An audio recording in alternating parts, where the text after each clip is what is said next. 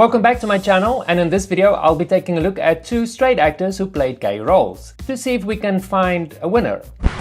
Wait, what? I will be comparing the two characters and the roles to see if we can find out who did it best, to find a winner. I'll be taking a look at the overall performances as well as what the critics said. This is a new video series, so if you like it, give me a thumbs up. Then I know I should continue with the video series. But before we continue with the video, I just want to say thank you very much to my channel members. Without you, and obviously you the viewer, my channel won't be able to exist. So thank you very much for watching my videos every week. So with that being said, let's head over towards the rainbow and follow the yellow brick road.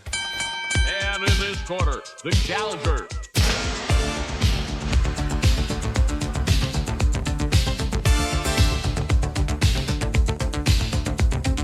Ladies and gentlemen, the star of the show, Liberace! In 2013's Behind the Candelabra, Matt Damon and Michael Douglas went full glam, full drama and fully gay.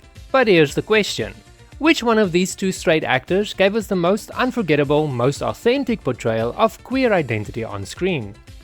Let's dive in, polish our rhinestones and compare the two very different yet equally fascinating performances to find out. If you haven't seen the movie before, Behind the Candelabra is based on a real-life relationship between Liberace, the outrageously flamboyant pianist and closeted icon of the 1970s and 80s, and Scott Thorson, his much younger live-in boyfriend. The film is part love story, part cautionary tale, and part rhinestone fever dream.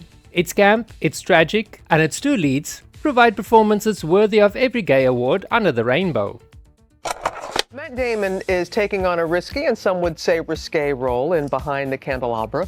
The film about Liberace premieres on HBO this weekend. Let's start with Matt Damon, our golden boy next door, stepping way outside of Jason Bourne territory. Oh, and a man named Bob Blackall. Is that one of them San Francisco fellas? No, he's from here, West Hollywood. In Behind the Candelabra, Damon plays Scott, a star-struck animal trainer who falls into Liberace's glittery orbit. He's young, he's impressionable, and before you can say Captain Couture, he's living in a mansion, dressing like Liberace's twin and undergoing facial surgery to look like him. Sleep tight, my baby boy. I'll see you on the other side.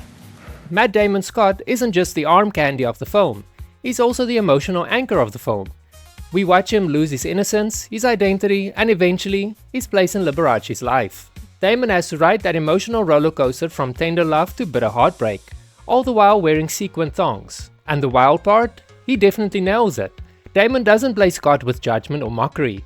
There's vulnerability, confusion, longing, and yes, perhaps a lot of stereotypes, but who's keeping count?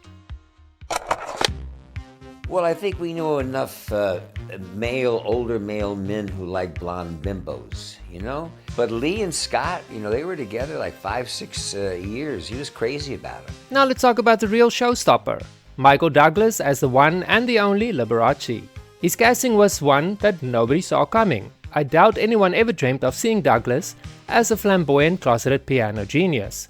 And yet, Douglas disappears into the role like a pro diving into a pile of sequins. From the voice to the mannerisms to the ever-present flirtatious wink, Douglas captures the essence of Liberace. Charming, egotistical, deeply lonely, and constantly performing, both on and off the stage. He's equal parts camp and tragedy. A man who had it all, but couldn't be out and proud even in his palatial home, filled with bejeweled pianos. When the London papers said I was gay, I took them to court and I won that lawsuit. They retracted the story and they paid for it. Only because they didn't have a witness of you in a room of Douglas doesn't just imitate, he humanizes the role. He gives Liberace layers. The manipulator, the lover, the vulnerable man terrified of being alone. The performance was unhinged. It was also iconic, and definitely Oscar-worthy. This is my friend Scott Thorson. His first time in Las Vegas. Oh, Lost Babe in the Woods. It's like a Disney movie. Both performances are ridiculously good, and let's be real, portraying gay characters as a straight actor is a tightrope walk. It can go full caricature real fast, and that's why it's important to try and portray such characters with nuance, respect and commitment. Something both Damon and Douglas did perfectly in this film. Oh, look at you. My Adonis is coming back. Really?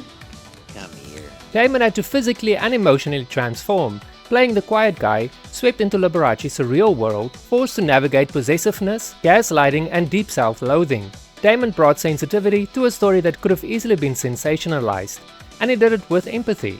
Just like the rest of them, all I do is give and give and give, and all I want to see is what you can get out of me. Douglas took a massive risk, career-wise and ego-wise. He embodied Liberace's flamboyance without turning it into a joke. His performance reminded audiences that behind the glitter was a lonely man who craved love but lived in fear. Douglas balanced theatrical flair with emotional depth, and that's no small feat. So who was the overall winner in this video? Well, the answer is not as simple as that. So he made his own two lives. He tried to keep his own life quiet and special. He loved to cook, he loved to be in the kitchen. He was a homosexual who lived in a time when that was not acceptable, especially in show business for his audience, so he had to keep that hidden, but it didn't prevent him from having relationships. The film won several awards, including wins for Douglas at the Emmys, Golden Globes and SAG Awards. His portrayal of Liberace was universally praised. Praise as in this man is Liberace level praise. Critics called it bold, masterful, transformative, and honestly, they weren't wrong. Damon didn't take home any trophies, but the reviews were glowing and he received a plethora of nominations. Critics called his performance vulnerable and raw, a career best, and deeply affecting. He just had the misfortune of sharing screen time with Douglas doing the performance of his lifetime. Picking a clear winner is difficult, as they perfectly balanced each other out, basically like a rhinestone yin and yang. Still, if you want to make me pick, then I'll have to say Michael Douglas wins the feathered boa. But let's be clear, Matt Damon was no backup dancer. He brought his A game while rocking thongs. If you enjoyed this video, have you checked out my videos where I do comparisons between modern actors and vintage stars? Are you ready to meet the modern stars that breathe new life into vintage hunks? I'm talking about Hunks Reimagined. But what exactly is that? Hunks Reimagined is my video series where I look at some of our modern day actors and singers who embody some of the most iconic traits of vintage hunks. If not, you can check out the videos by clicking on the playlist that will be appearing on your screen in a moment. Thank you very much for watching my content and my Let's try that again. Thank you very much for watching my content, and if you haven't subscribed yet, what are you waiting for? It's the easiest way to support me and obviously the best way to find out if I post new videos, which is basically every day. Once again, thank you very much, and I'll see you in the next video, which will be tomorrow.